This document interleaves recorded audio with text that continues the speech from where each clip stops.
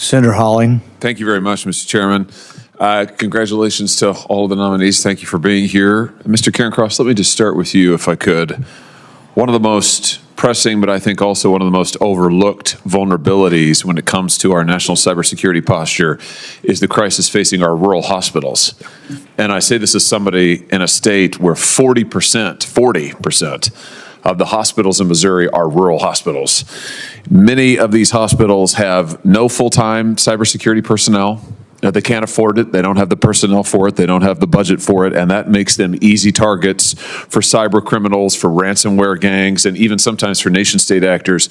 And as you can appreciate, when these hospitals are attacked, it's not just their IT systems that go offline. It's cancer treatments, it's surgeries that gets canceled, it's emergency care that gets disrupted. So let me just ask you, are you familiar generally with this issue and the plight that rural hospitals face in this regard? I am, Senator, and I was saying earlier, these criminals and our enemies are targeting the most vulnerable Americans, and it's got to stop.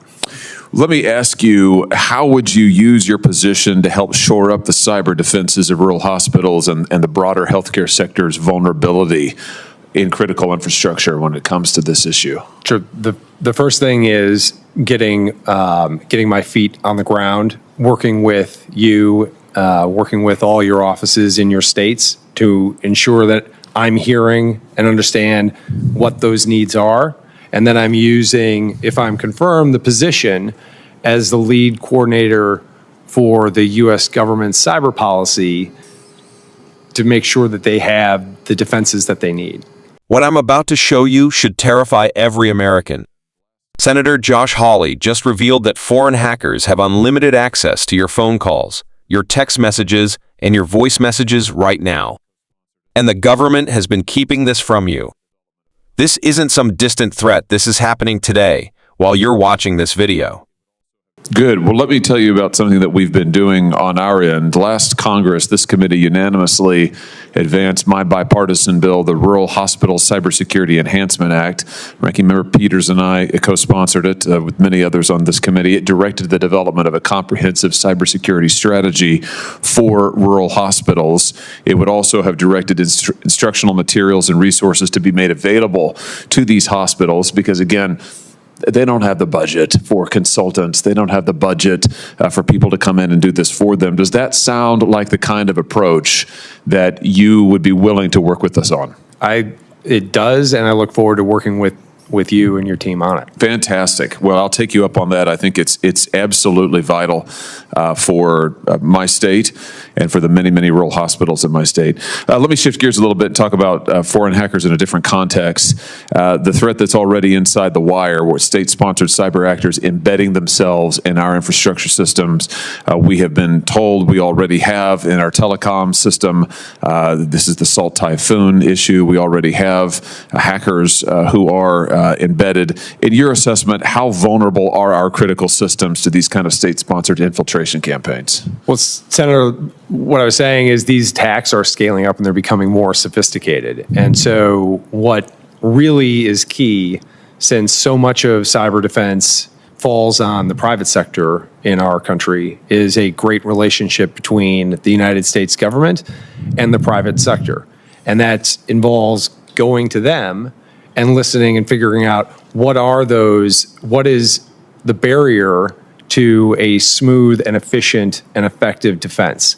And in some cases, that is working on a regulatory scheme that makes sense. It's incentivizing information flow, and it's using the comparative advantage of the United States government, which can illuminate the battlefield for the private sector and leveraging those assets. Let me just ask you about what can be done in the way of remediation, which is kind of a fancy word for kicking these foreign actors out of our telecom system. I don't think the American people realize, in fact, I'm sure they don't realize the extent to which our current telecom system has been deeply compromised. I mean, I'll just tell you, members of Congress were told a year ago now, not even a year ago, that we should just expect that our telephone conversations, any unencrypted text messages are being monitored constantly by foreign actors. Our voice messages may well be read, and that's not because there's special access to members of Congress. It's just because that's where foreign actors would choose to concentrate. If a foreign actor chose to concentrate on any member of the audience here, what we were told, behind closed doors, of course, but what we were told is that foreign actors basically have unlimited access to our voice messages, to our telephone calls. This is astounding. And the American people don't realize it because the American people haven't been told. This has been kept from them. And they're sitting, these foreign actors are sitting right now, they're sitting in our telecom system, in our exchanges. What are we going to do to get them out of there and protect the American people who right now are sitting ducks, and frankly, they haven't been told the truth? Yeah, Senator, I think that is correct. I think you're right that the American public is largely unaware of the scale of this issue. This is not an IT issue. This is an operational issue. It manifests in real life, and it has real, potentially life and death consequences. And as I've said over and over again, they are targeting the most vulnerable among us, along with our telecom system. SALT Typhoon was critical infrastructure. They are squatting on our system.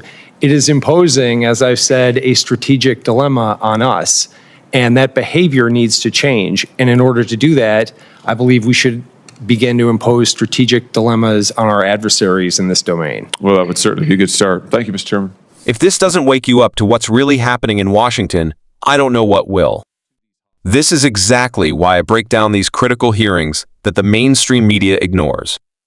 Hit that like button if you think the American people deserve to know the truth, subscribe for more no-nonsense political analysis, and drop a comment, are you shocked they kept this from us? Let's get into what this really means. Let me break down what you just witnessed, because this hearing revealed two massive national security crises that directly affect your daily life. First, the rural hospital cyber crisis. Senator Hawley highlighted something most Americans don't realize. 40% of Missouri's hospitals are rural facilities with zero full-time cybersecurity staff. When these hospitals get hit by ransomware, it's not just computers that go down. Cancer treatments stop. Surgeries get canceled. Emergency rooms shut down. Lives are literally at stake. But here's the bigger bombshell, the SALT Typhoon infiltration. What the nominee confirmed is staggering. Foreign state actors, likely Chinese, are embedded deep in our telecommunications infrastructure right now. They're not just visiting, they're squatting in our systems with what Senator Hawley called unlimited access to phone calls and messages. Think about what this means. Every unencrypted text you send, every phone call you make, potentially monitored by foreign adversaries. Hawley revealed that members of Congress were told a year ago to assume their communications are compromised. If our elected officials aren't safe, regular Americans certainly aren't. The most damning part? The American people weren't told. This information was kept behind closed doors, while millions of citizens remained sitting ducks, completely unaware their privacy was compromised. This isn't fear-mongering. This is a sitting senator describing an active, ongoing national security crisis. The nominee's response was telling too. Instead of denying the threat, he confirmed it and talked about imposing strategic dilemmas on our adversaries. What we're seeing here is government officials finally admitting publicly what they've known privately. Our critical infrastructure is deeply compromised, and the American people have been kept in the dark about the true scope of the threat.